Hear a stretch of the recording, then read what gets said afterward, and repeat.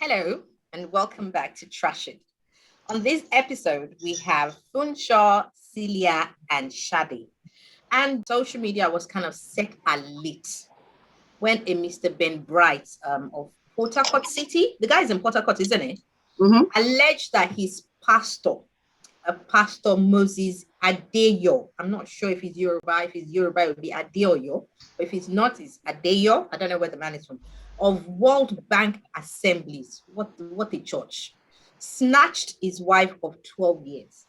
Subsequently, the wife's mother also had a video out and said Mr. Ben did not did not do his duty as a husband by not paying the mandatory bride price and was not efficient as a husband. I don't know what that means, efficiency. And we had testimonies from the new bride as well, cataloging her husband's failure.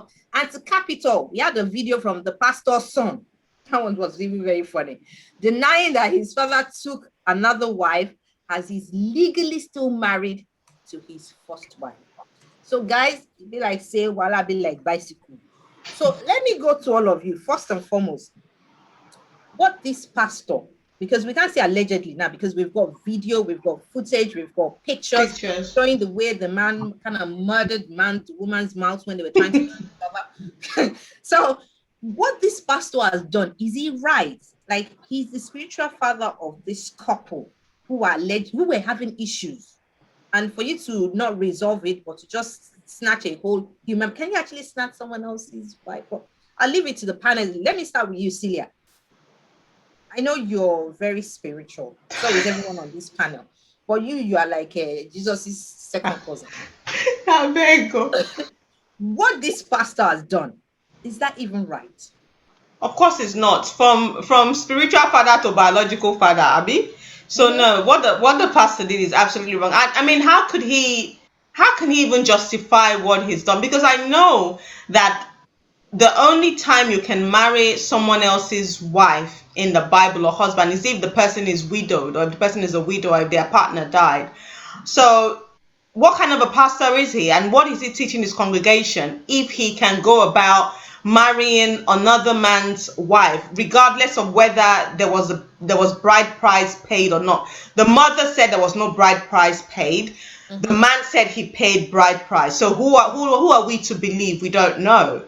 Okay, so at the end of the day, just looking at it as it is, I don't think the pastor did right. He should have married any other woman. This woman has 2 children for her husband, and he's meant to be the spiritual father of the husband, of the family, of the couple. So in what book is he reading that deems it fit for him to go ahead and marry the woman? I just don't know. Okay, Shade, as a woman and as someone that is spiritual yourself, given what Celia has said, because obviously there's an argument for and against what this pastor has done, is he right? Oh, honestly, let's not get into the nitty-gritty of how the man is a failure, how the wife is, but let's just concentrate because obviously we're going to get to Mr. Ben and we're going to get to the wife, but let's start with the culprit now, the pastor. Nah, I can't even believe it, end time pastors, the end time things, you can see it's already happening. No, it's not right, and in every way it's not right. Then let's not get into other stuff. No, let's not get. I just want to get because obviously everyone has their own side to it. But let's not when I first heard the whole thing, it was the wife's video that I first saw. And you know me, when it comes to domestic violence, I'm like, excuse us, she's allowed to be with whoever she wants to be with. That was my argument before. And then I started getting into the story and I'm like, come, what's going on here? Why? No. And I actually thought the pastor was single. But even with that, it's really like I don't even know what to say. Okay, so Pastor Funshaw, you're very close to your pastor. Heaven forbid this way, so nothing will happen to your marriage. But you wake up, boom, pastor snatch Lola. Exactly what is going on? What was the first thing that, because I know you have a very personal, you have a good relationship with your pastor. With my pastor, yeah. Is with the lack of better word, it's like your spiritual person. He's So even a friend apart from being a pastor like that. So it's very, very what was the first thing that came to your mind? Did it make you kind of pump your brake and kind of reassess your situation with your own pastor? Not that I'm hoping anything would touch wood, nothing would happen. But what was your It won't even happen with my pastor.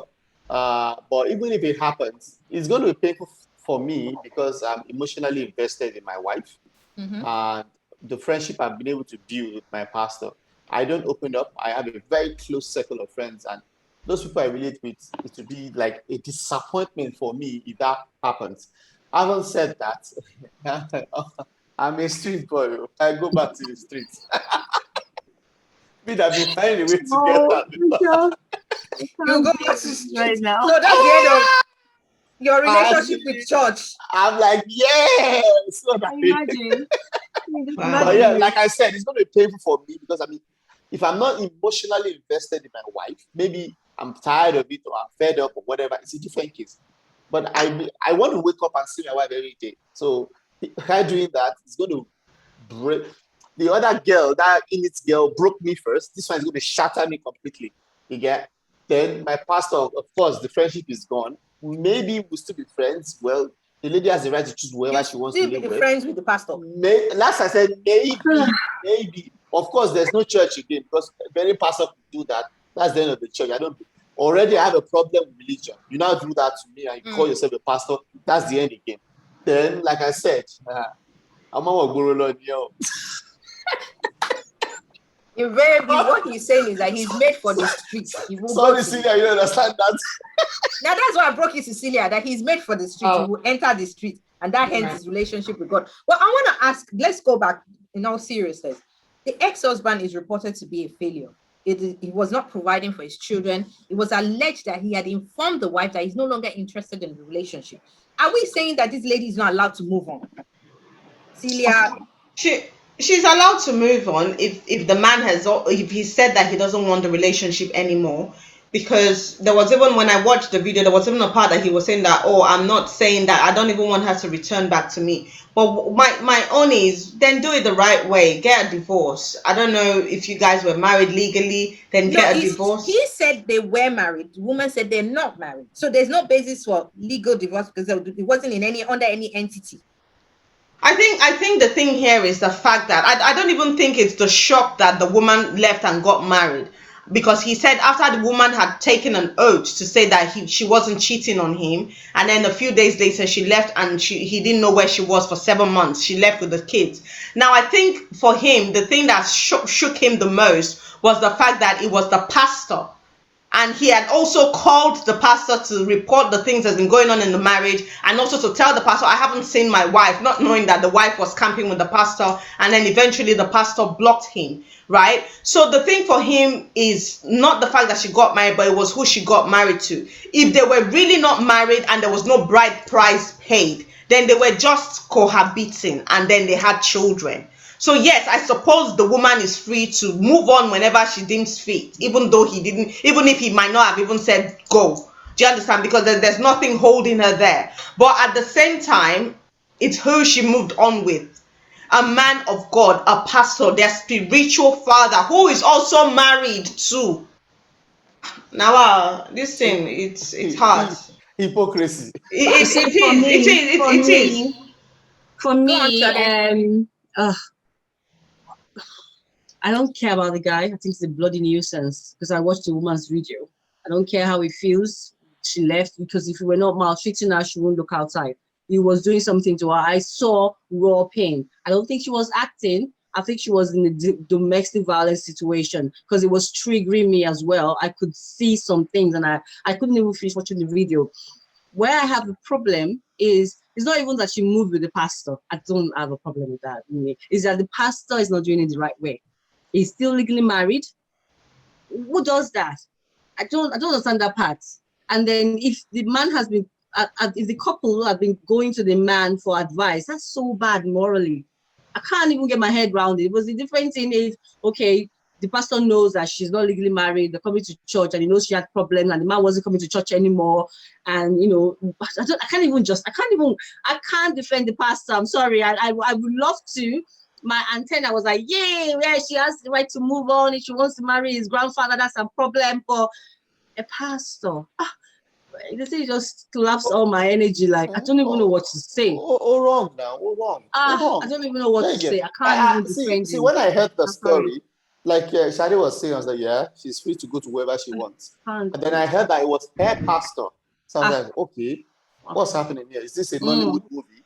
You know, and I was like, this is what causes people like us that have this. Okay, I believe in God and everything, but I don't believe in going to church. Okay. You know, when pastors say A, me I say B.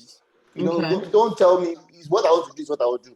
So we Okay. already had a problem already with the system, and now pastors so-called, I don't want to call him a pastor again because with this No.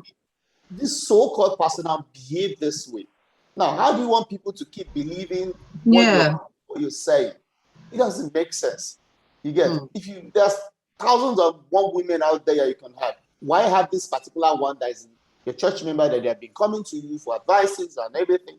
It really just doesn't add up. Yeah, no matter what, even if the guy is a failure, you understand? Morally, I think it's just not right. No, I can't even. You see, the thing is, this is why people no longer have respect for religion. They don't have respect for Christianity. They don't have respect for pastors. Okay, when they do shit like this, right? How, if I was a member of his congregation, how do you expect me to respect someone like that? Because what are you teaching me? Okay, the Bible, which is the framework in which your church is built upon, you can't even follow it. The Bible says you can't marry another man's wife except the man dies. But here you are married, and then you go and marry again. So again, you're not just doing something wrong, you're also doing you're also Adultery, in a fornication. polygamous relationship as well. Do you understand? So when people come and start blasting pastors, and people will come and be saying, touch not my anointed, we are all the anointed of God.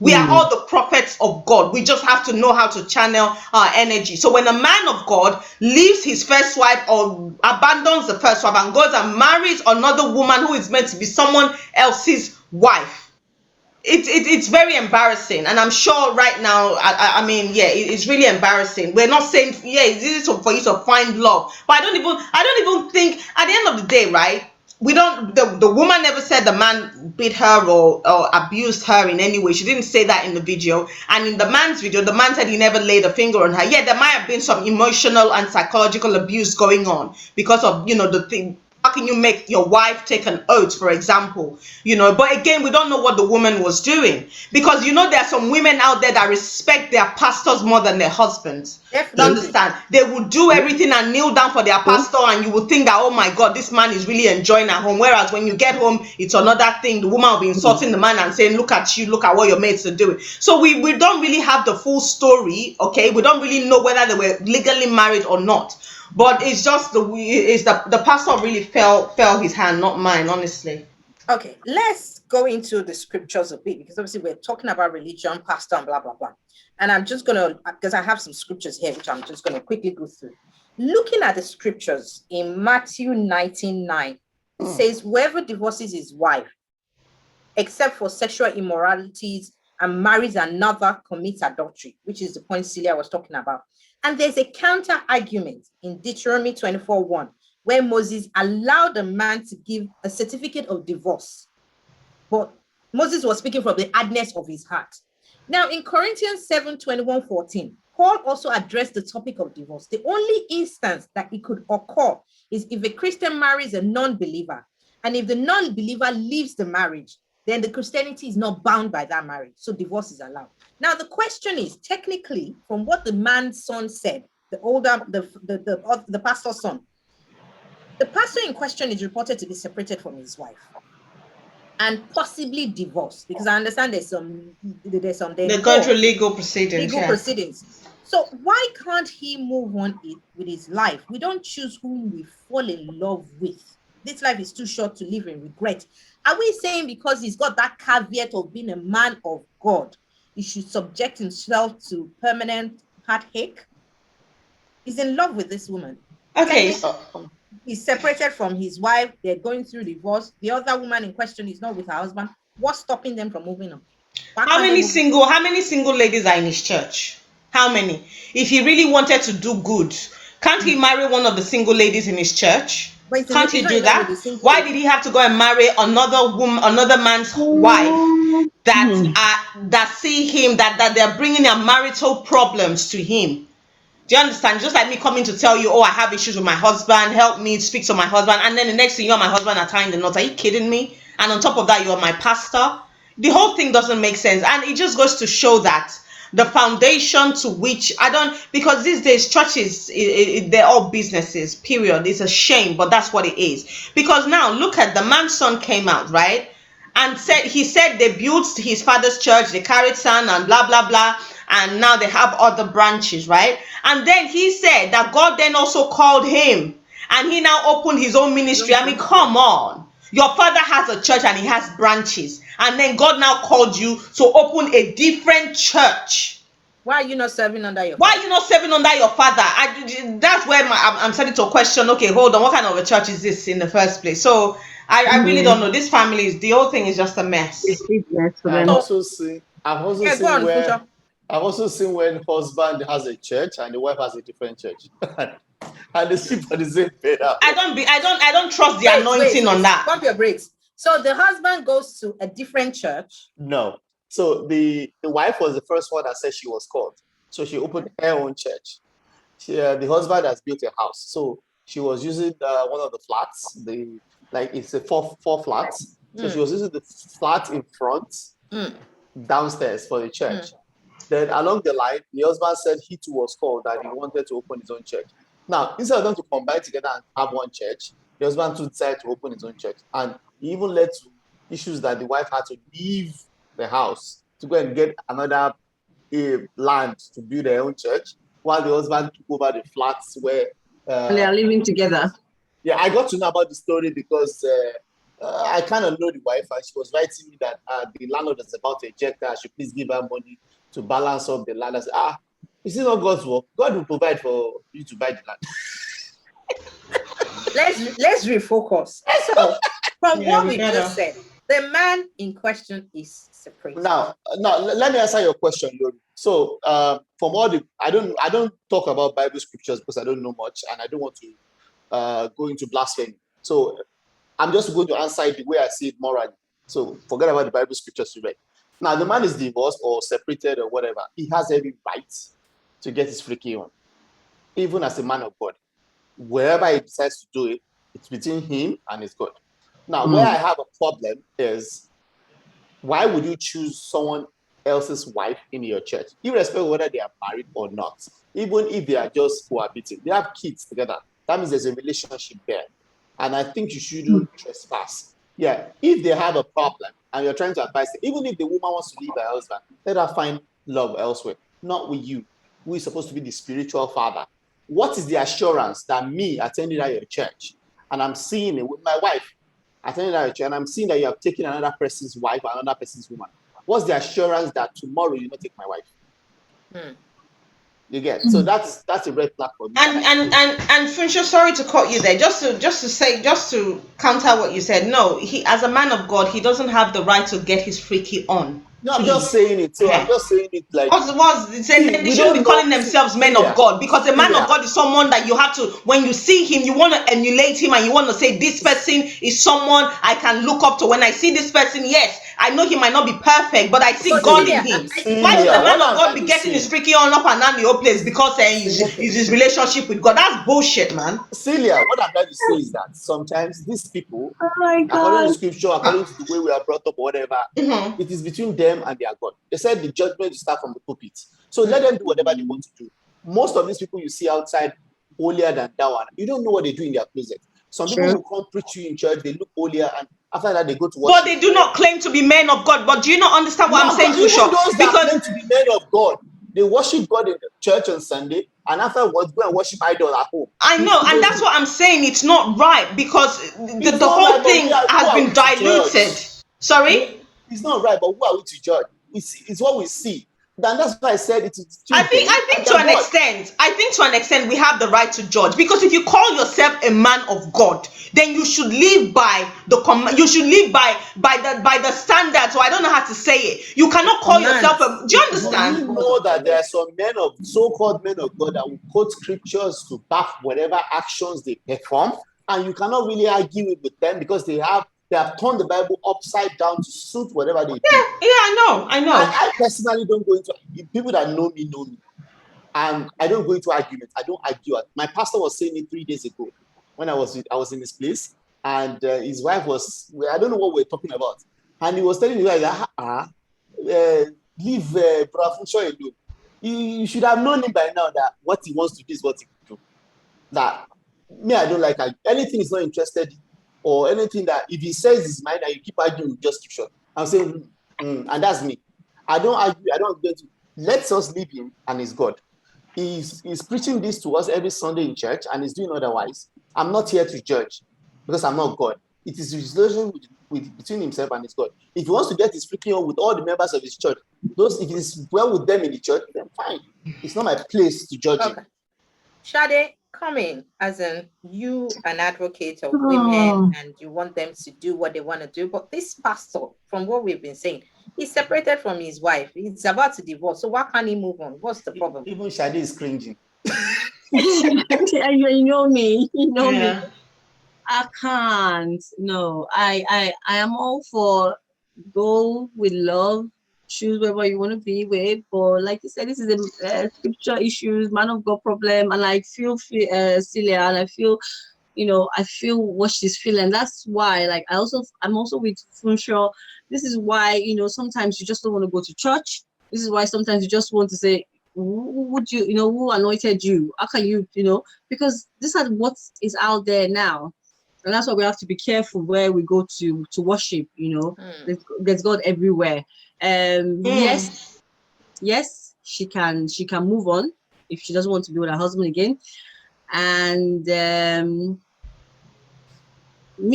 if pastor is not happy with his wife and they've tried everything, pastor can move on, but let's do it rightly, in the right way. It's still in the process. It's not legally divorced. So why are you kissing somebody else's wife?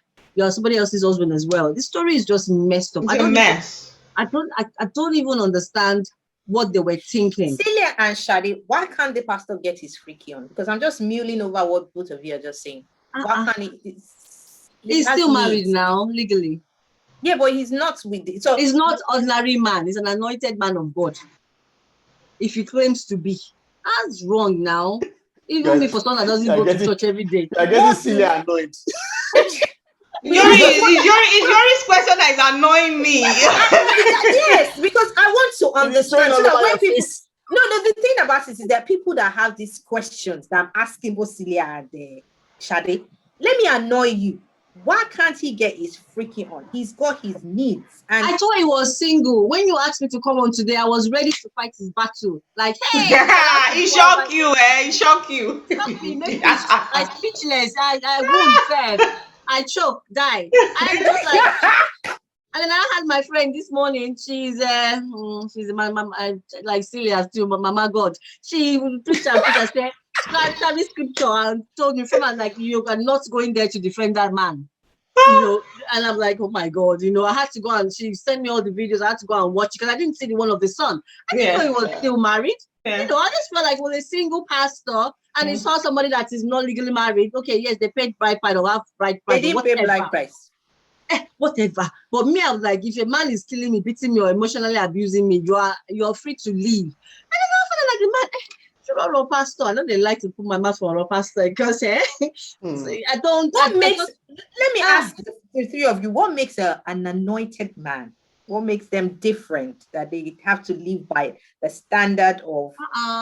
I'm asking. These are questions I don't. You have to ask me. No, the reason I'm asking is you have to understand that the four of us were Christians. There are people that watch this show that do not have the knowledge of the scripture that we have, and they ask questions like this. They're valid questions. Why can't he? As a man of God, right? When you see, that's why those days people that were pastors were really called by God. Yeah. Not this one that they are Not using these alarm ones to call that them. call themselves and they say, oh, this WhatsApp God, God spoke to them. They were in a dream and something else told them that, oh, yes, go and open a church. Do you understand? So you can already see the difference between the pastors of those days and the pastors of these days. Look at Archbishop Reverend Idahosa, for example. May God rest his soul. Do you think Archbishop Idahosa will come and be man on the streets and be saying, I'm called by God, but it's the relationship between me and God, but I see my choir girl here, I want to quickly. No. Do you understand? When you say, I'm not saying he might not be doing some things on the ground though. Yeah, they open some things you can't close here. Please, What's wrong with your Okay, head, well, Shade, fill us in. Fill us in. Let's just leave the matter. Oh, okay. So did something go down? Like, okay, fill us in. They just don't marry them. They have their mistresses. We know where they are at Mara Gardens. Don't talk. I'm not talking about that particular pastor, but so many men of God. Oh no, yes, I know a lot of, yes, I know that, right? But the reason I used Archbishop Idahosa is because when I was growing up as a child, I was in his church and I saw him, and I kind of, the foundation of my Christianity to an extent is from that Church of God Mission, because I was in the children's choir. I was in all sorts in that church. Do you understand? So that's what I'm saying. You were not matured enough for them to ask you. That's why you didn't know what was happening. Okay, well, maybe not, because I was only a child then, right? But what I'm saying, didn't even know what was even going on that. What I'm saying is, I'm not saying that perhaps those even him himself, I don't know. I'm not saying that maybe they might not have had a mistress here and there. But I'm saying the way they presented themselves, right? The way pastors these days present themselves, they don't even care. They don't even try to say, okay, no, the fear of God is the beginning of wisdom. No. How can you come out and be saying that the pastor should go and be getting his freaky on? That's wrong. Because number one, what are you teaching your congregation? Are you no longer teaching bed undefiled? Are you no longer teaching that fornication is a sin? Are you no longer teaching that adultery is a sin? So if you as the pastor feel that because you're single and it's your relationship between God, you can get your freaky on, what do you want your congregation members to do? So my issue here is, as a man of God, as a pastor, when you say God has called you, you need to understand the meaning of that calling.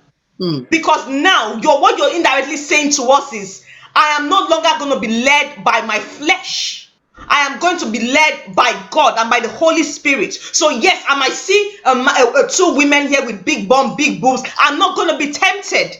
That's what I expect from someone who says they be called by God. If you, Funshaw, for example, can be tempted by such a thing. Funshaw is not a pastor. Don't use it. So what's the difference between you and the pastor then?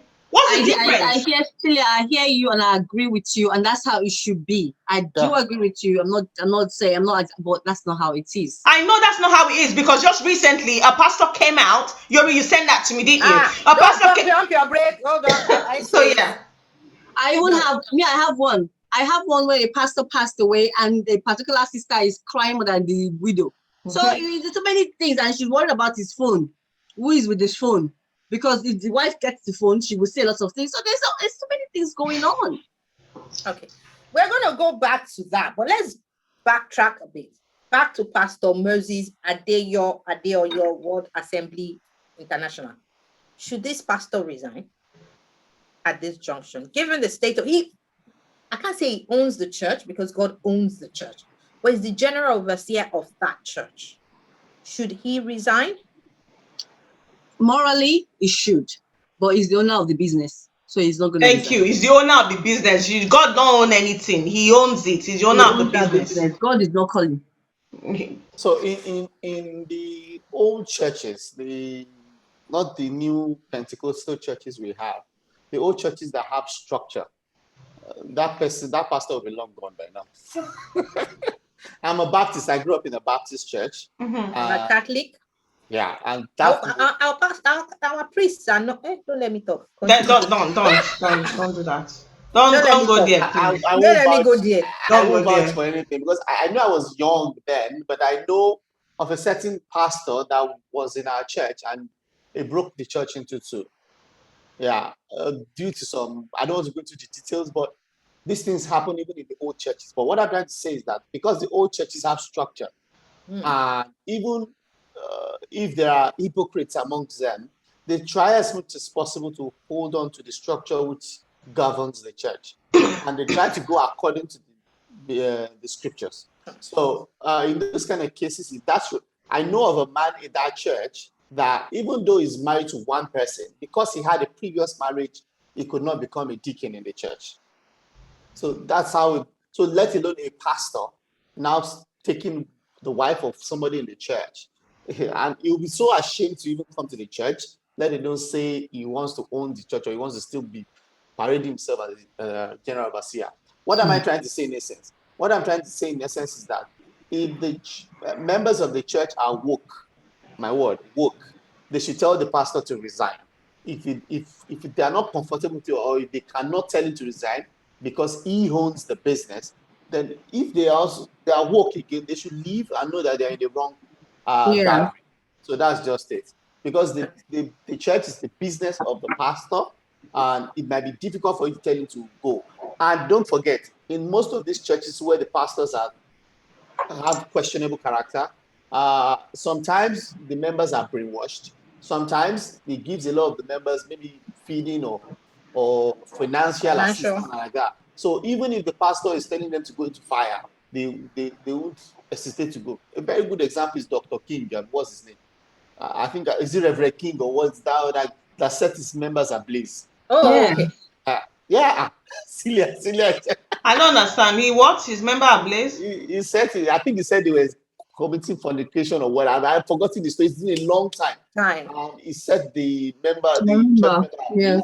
He was taken. Can you talk about King? What about those in Nigeria? In Nigeria, yeah, he has been sentenced. What about the one that they will just be asking them to bleach to drink grass? Yeah. These are things that we but at least that one is voluntary. He told them to eat. It is left to them to either eat it or drink it or not. Yeah. But this one actually lit up the member of the church. So it's a different case.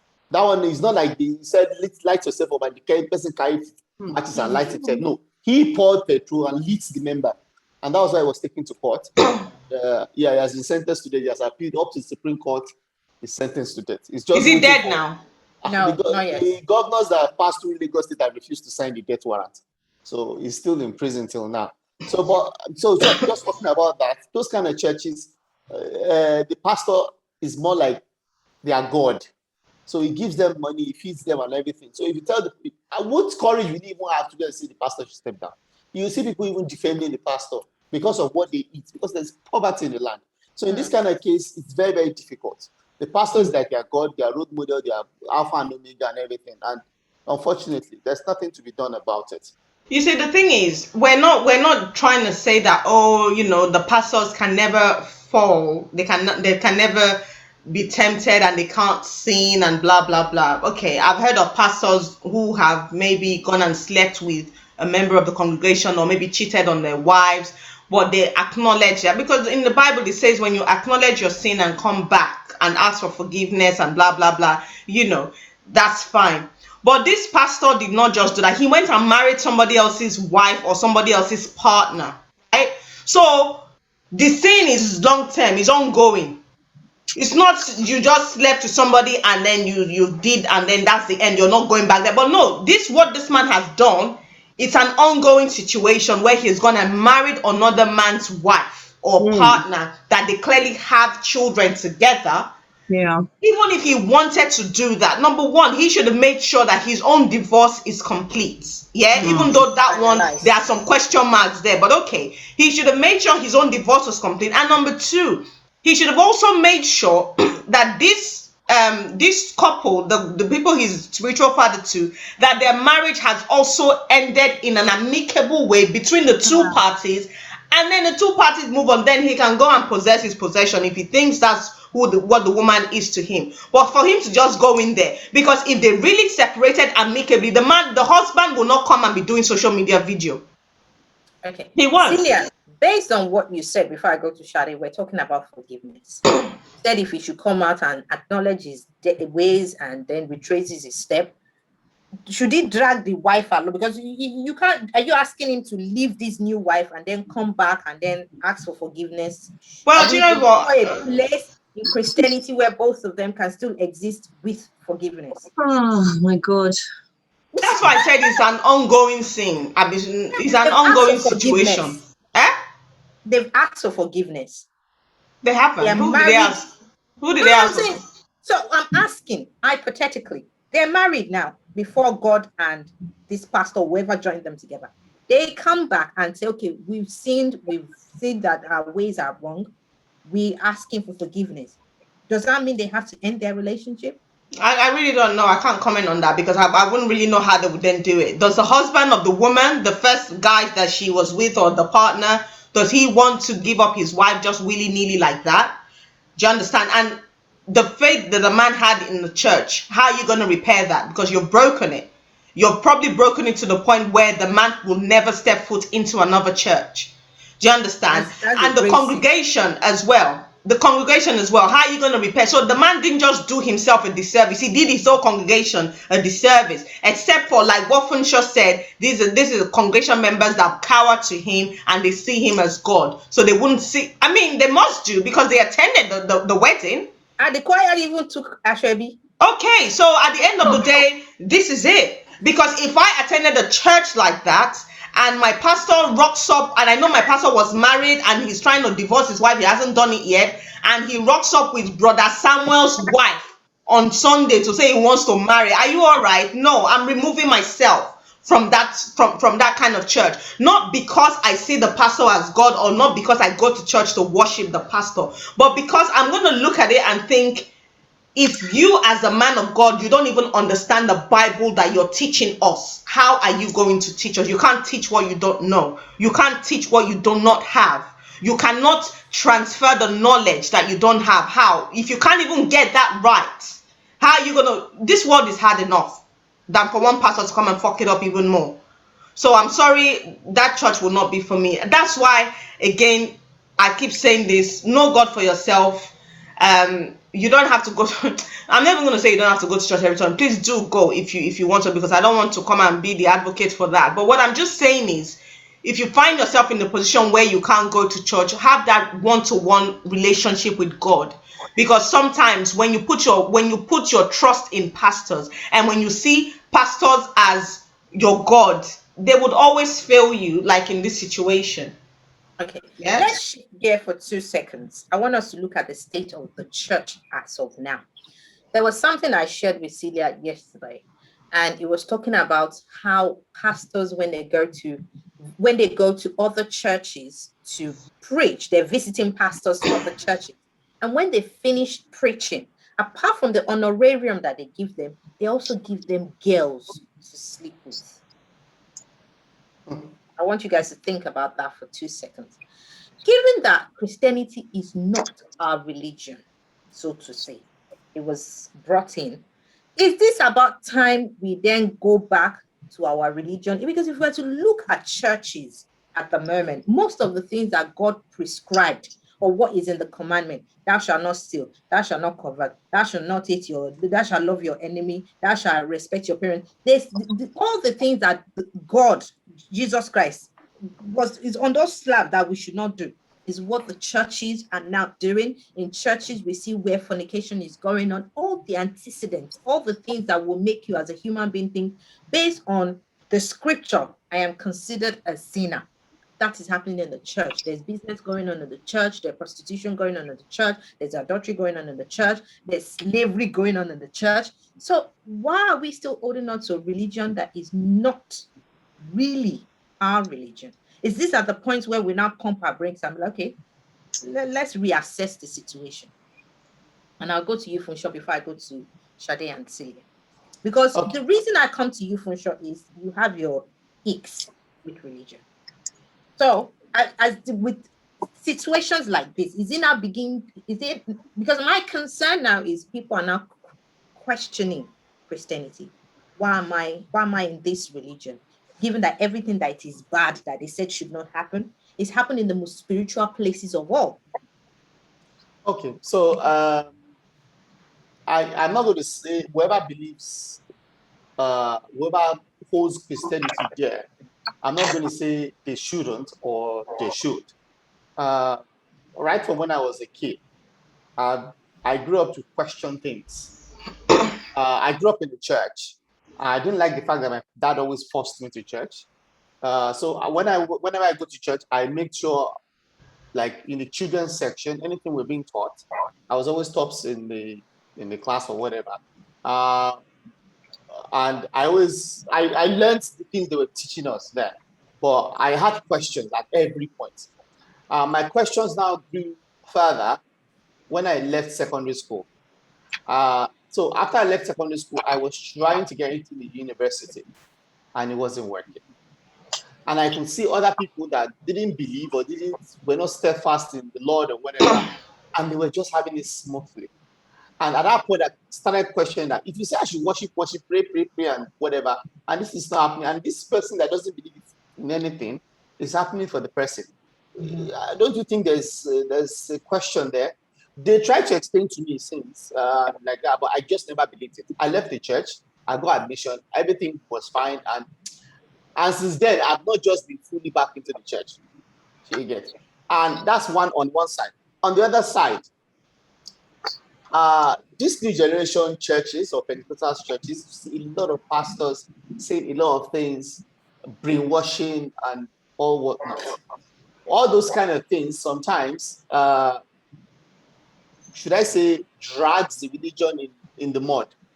We know there are some that are very, very faithful. We know there are some that are truly called like that. But there are so many of them that it is sometimes difficult to differentiate between the called ones and the pretenders. And that is why anywhere I go, I listen. I go to the church. I'll listen to what you want to say. The preaching, everything, fine. But I take the ones that I think works for me. There was a time, my pastor, there was a time he preached in church that business-wise, that if you want to be millionaire, blah, blah, blah, you have to go to business. Salary can never take you there, blah, blah, blah, blah.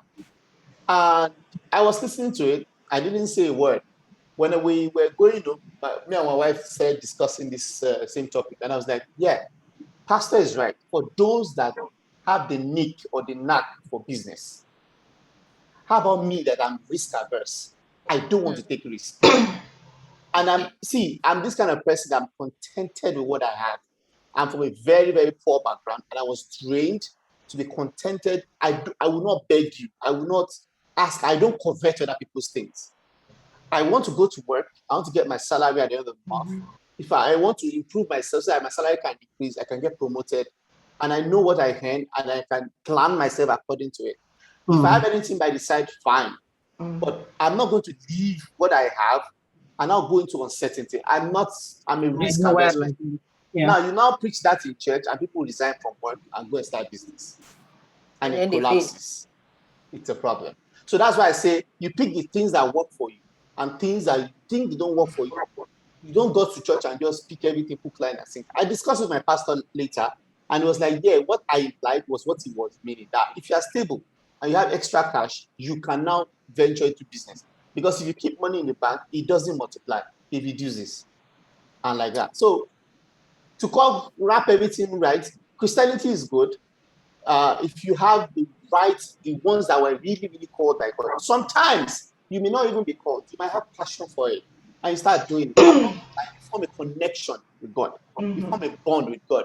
And from there, you grow spiritually. You understand? So Christianity is Christianity like it was from the beginning. Only that a lot of people have gone inside, infiltrated, adulterated it, and now we have a diluted version that's making everybody doubt it. So that's just it. Now, to add a caveat to the question I asked Celia and Shadi, given we know how Funsho is, it might be difficult for people like Funsho to come to the Lord. It makes our job, we that call people to come and serve the Lord, a lot difficult. When we have pastors like this, just bring red lipstick, I'll follow you to church. We have pastors roaming the streets, doing all sorts. Shade, and then I'll come to you, Celia. Does it not make you think, why am I in this? What's the point? Because obviously, one of the commands that we've been given is to evangelize and bring people into the church. But you see what's happening in the church. It does not make the church attractive for you even to bring people in, because you bring them in and they'll be like, okay, what's the difference between church and the streets? They are smoking here, yes, we are smoking in town. We're sleeping with each other, we're sleeping. So, wow, what's the difference? It's just they by the name. Shade, I'll go to you and then I'll go to Celia. Right. This is a very tricky one for me because I grew up in a very Christian home. We pray morning and night. My dad is I know your daddy. Yeah. So personally, I believe you develop your relationship with God. I'm not a church goer like that. I'm not gonna lie. But I have a relationship with God that people don't understand. Because I ask him for things and he answers me, and I know how to talk to him. I call him my boyfriend, my daddy. We have a relationship. I don't need a pastor to pray for me. You see, I know if I want something, I can fast and pray. So I'm just gonna advise everyone there, seeing how the world is now, and from also personal experiences that I've had, I don't really believe in. Maybe because of my bad experiences with pastors. So I'm someone that opened my eyes. I don't just allow any man that calls himself a man of God to lay hands on me and tell me, they should be like treated like that. They should be like God, But I'm not going to act dumb. Why are we treating them like God, if I may ask? But they should. No, it's like they should be like God, like what Celia was saying. They should be like that. They should emulate how Christianity should. They should be Christ-like. Yes, they should give example. We should see how, they should live by example. This crap of a man, it's just a stupid man. Like, how are we going to tell people to come to church when the pastor can take your wife? I know they took this one, everybody's going to attack me. They take it in white government churches. They take your wife if you're not careful. Your wife will go for, we call it abu. They will take your wife if you're not careful, and that kind of thing. It's happened, but it's now so rampant that it makes you wonder. I always tell people, before you go to a church, a new church or anything, ask God to show you what's going on in that church, and He will show you. If your pastor is adding something else to pull crowd in, you would know. So some people go to church to listen to me. I love the teaching.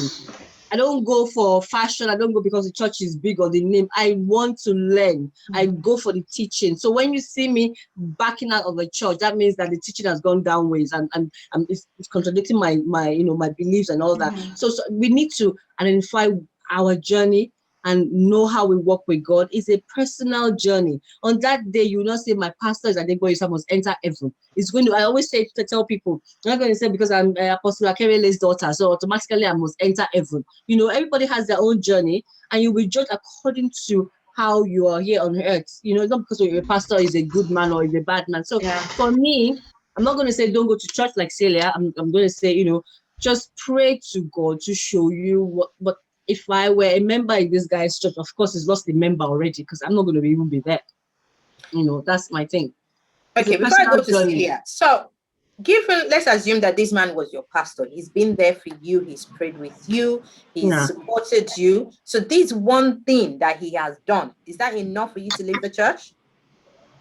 Does that seize God's grace over his life? Maybe that's what I'm trying to get at. He didn't have God's grace in the first place. If he did, he wouldn't have done what he did. It is more than enough for me to leave the church. Like I said, what is the assurance that next victim is not going to be my wife? There's no way I would. He's not a man of God. Like that kind of person. Yeah. It reminds me of a church I once went to. I think they was having a crusade when I was growing up, and my mom took me there. And the man was laying hands on people, and before he lays hand in fall, they would lay down and fall. He now got to my turn. They wanted to lay hand. I was like, okay, I want to see what these people are feeling that is making them fall. He put on. I was just looking at him. You have spirit. You too have spirit. And since then, if the man comes to our house, then I don't even give him fees because I was already grown at that point. I think I was about to leave secondary school. So I was just looking at the man like this. I don't even greet. Even apart from being a pastor, naturally I don't greet. But whenever I now have an issue with you, then that's the end. Say again. So those kind of person, how do you think the person is going to build it up again? Someone that you trusted, you put in a high place, and now, no. Please. Okay.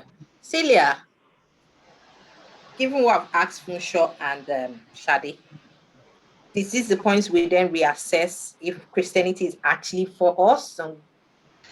I think it's if you have a personal relationship with God, you shouldn't be reassessing whether, because of what this pastor has done, whether Christianity is now for you. Because as Shade said, Christianity is personal, salvation is personal, it's between you and God. It should not, your salvation, your relationship with God should not, no pastor should be the middleman. I keep saying this thing.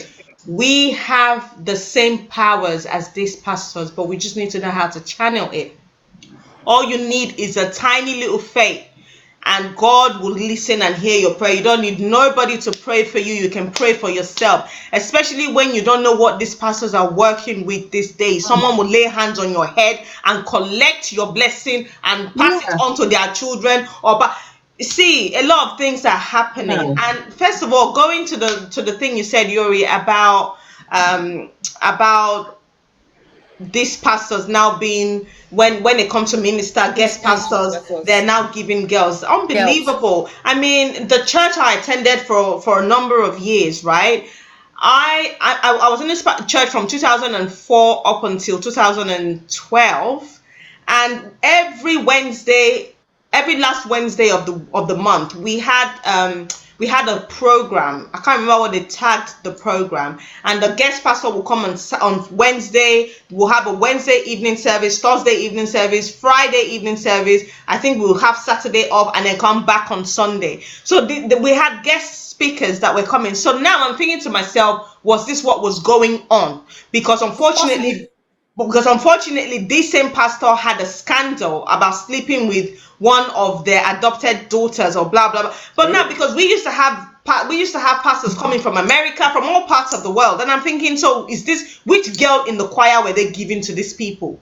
Do you understand? And I don't even think, as a man of God, when you come to minister, you shouldn't even be collecting any nonsense honorarium or whatever they call it. You shouldn't be collecting, because the work of God is charity. You should not be collecting money for teaching people or for bringing people close to God. Yes, if they want to pay your ticket fee, if you can't afford it yourself, fine. If you need to stay in a hotel, fine. But apart from that, nobody should now come and be giving you money and say, here is your cut for the last 4 days that you'll be ministering. I don't think it's right.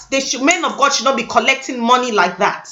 Okay? And I remember every time we had that service, the man that would come, the guest pastor, would always raise an offering. Yeah. From that Wednesday, Thursday, Friday, and Sunday, they will first start from maybe £500. If you have £500, 1,000, come to the altar. Yeah, they can just say, we just want 20 people with £1,000, just 20. You see people running. And then from 1,000 or 500, they will reduce it 400, 450, 300, 350, 200, until they even reach the last £5 self. If you fall you will find yourself in one of those categories. Do you understand? So I don't even, and then I'm now thinking that they now share it, right, and give the man his honorarium, which I just think it's not right, because it defeats the purpose. The work of God should be free. No man of God should be collecting money. No man of God should be paid for coming to minister, right? But unfortunately, that's not happening. But again, I don't think we should now say, okay, actually, Christianity is not for us, because unfortunately, a lot of us were brought up as Christians, right? I grew up in Idahosa's church up until I was maybe 11, 12 years old. And from there, I went to a Catholic school where I started my GSS 1. I was in a Catholic boarding school. So I've experienced the Pentecostal, which I am now. And I've also experienced the Catholic side of things, which I was for 6 years of being in secondary school. Do you understand? So at the end of the day, I've always made sure that when I listen to men of God preaching, I'm taking what I want, what will suit me. I'm not an idiot. You can't brainwash me. Exactly. No friend can come and no friend can influence me. You see people would say, oh, I was influenced, it was peer pressure. No, I don't do things like that. I never fall under peer pressure. When I see you're doing something I don't like, I remove myself from that relationship, regardless of who you are. Right? So when I listen to pastors and I start hearing the things that they're saying, I choose to pick that, and I'm like, no, that's questionable. I don't agree with that. But anyway, I'm going to leave it, but I'm not going to do it. Do you understand? So if you're the kind of person that goes to church and sucks in everything the pastor says, or more in this day and age, Christianity of this day and age, you're in big trouble.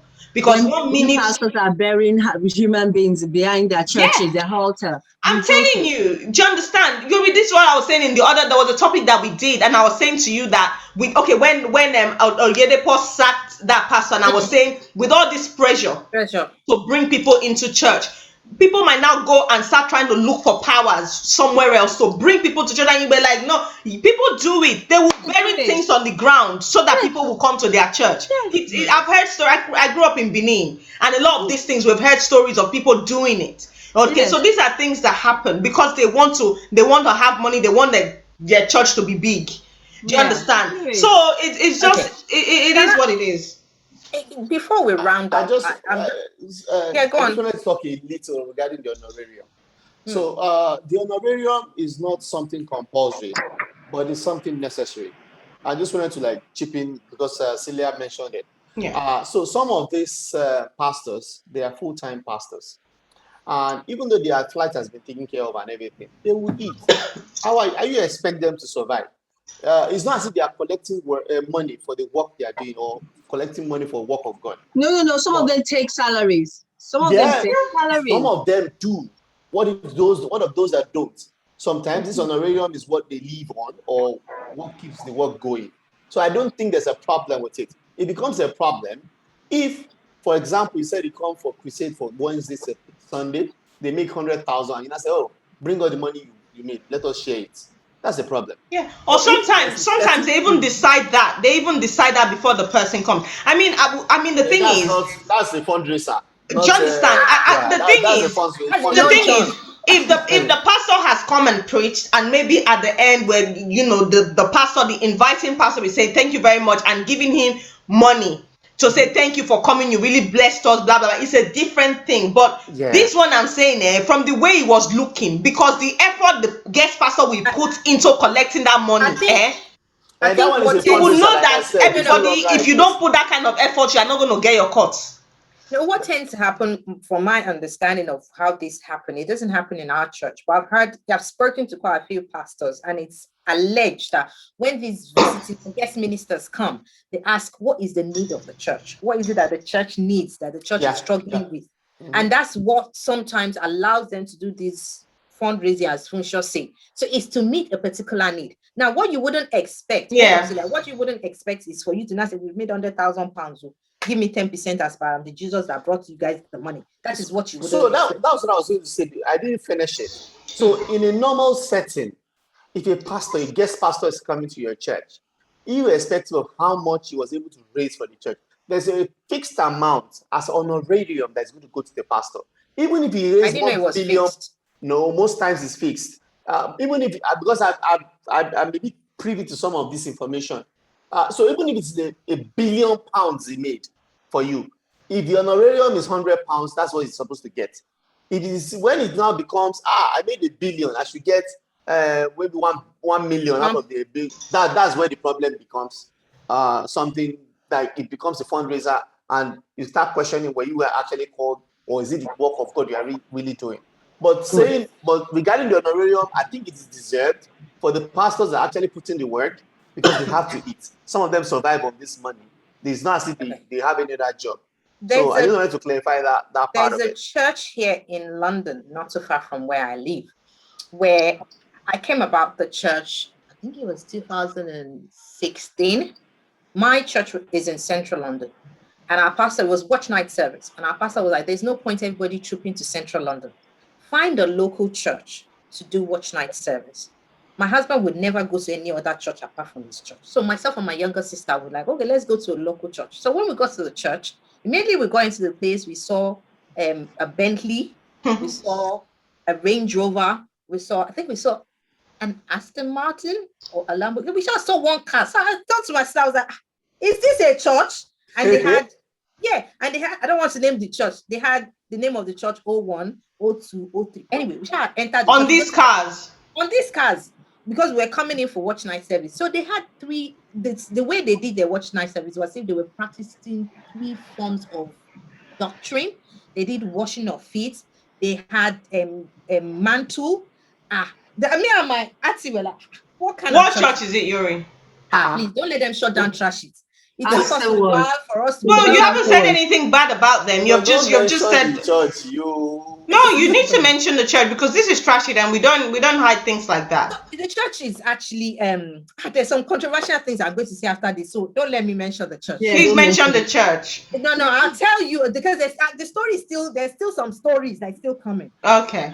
When we shall finish what night service, they were like, "Oh, can you come to the front?" I mean, I can't let them wash my feet and wash all my destiny away. I mean, you're right. Very good. We said no.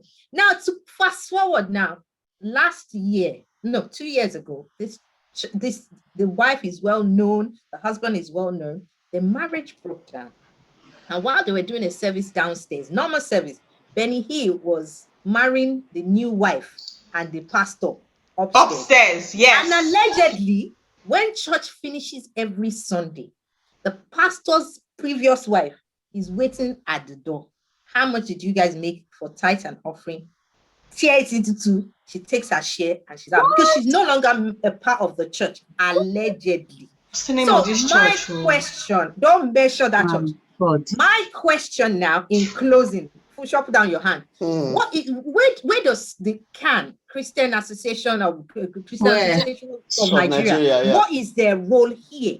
This is a member. Allegedly, they say most churches don't sign up to CAN because I think when TB Joshua died, they didn't put out a statement, and their rationale around it was because he's not a member of CAN.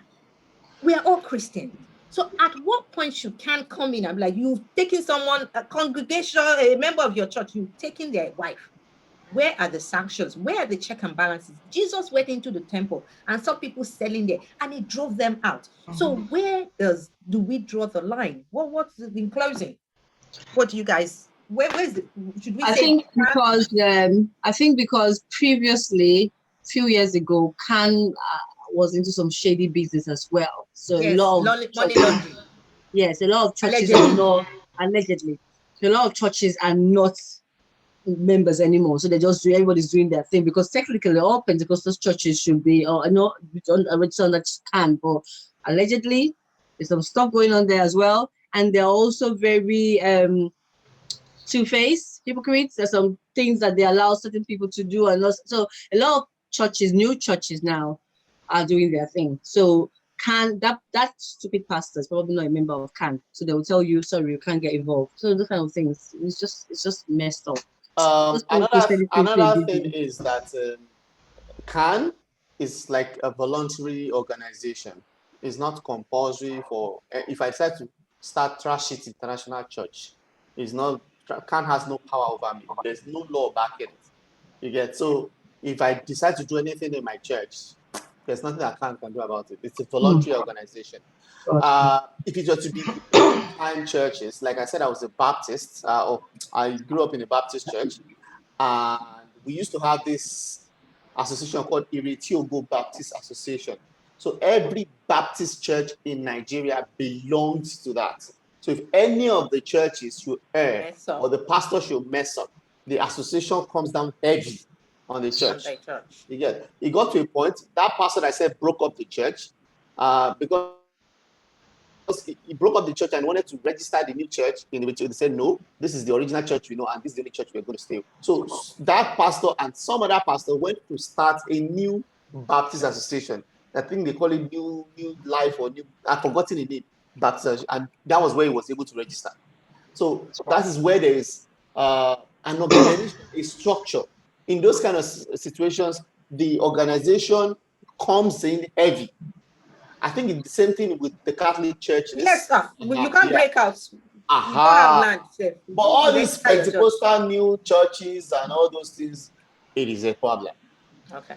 Celia, 1 minute in closing. I mean, I think as with everything else in Nigeria that's broken, was CAN for it not to be broken. I'm not surprised Shade said, they were already being done for money laundering. Yes, there's probably someone in there that's collecting the money from people and doing what they like. Recent Jaffo, it was say it now. They were involved in the plane that went to South Africa to buy arms, and they found money. Off your mic, Well, you see, so I'm not surprised. I'm not surprised. There's no accountability. Nobody's accountable to anyone, and everybody can do what they like. That's why you will see in a street there are 6 Pentecostal churches on the street. yeah, but the same God. Is that not an embarrassment? How can you have 6 different churches on one street but the same God? How many mosques do you see on a street, or even in an area you will just see one mosque? But no, our own Christianity, they will always overdo things. Yeah, they will overdo things.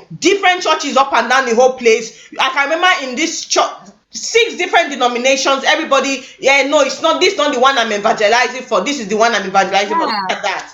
Do you understand? The whole thing is a mess. Christianity, we need to pull back together and bring it back as one body instead of having different bodies. All these people that are saying that we don't wake up tomorrow and say they were called by God, they need to be vetted. There needs to be a body where pastors that claim to have been called by God, they need to go and, just like the Catholics, they do it, go and stay inside a convent for 5-6 months, and let's see how long you can stay without sex if you are not married.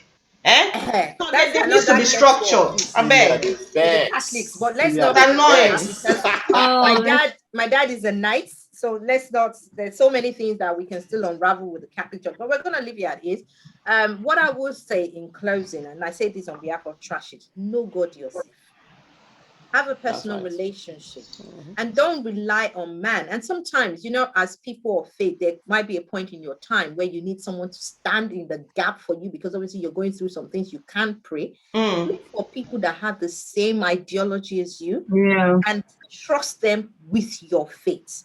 Not someone that is hungry and has no moral compass. So we'll leave it as it is. Thank you for trashing this with us. We'll see you next week. And on Sundays, we are on Pop Central Channel 189 on DSTV. For those that live outside of Africa, you can download the Popping by Pop Central app for you to have and join us on this conversation and let us know what your thoughts are. Mr. Ben Bright, move on with your life, obviously. The wife is now someone else's wife. Until next week, we'll see you. Thanks for joining us. Bye-bye. Bye. Bye.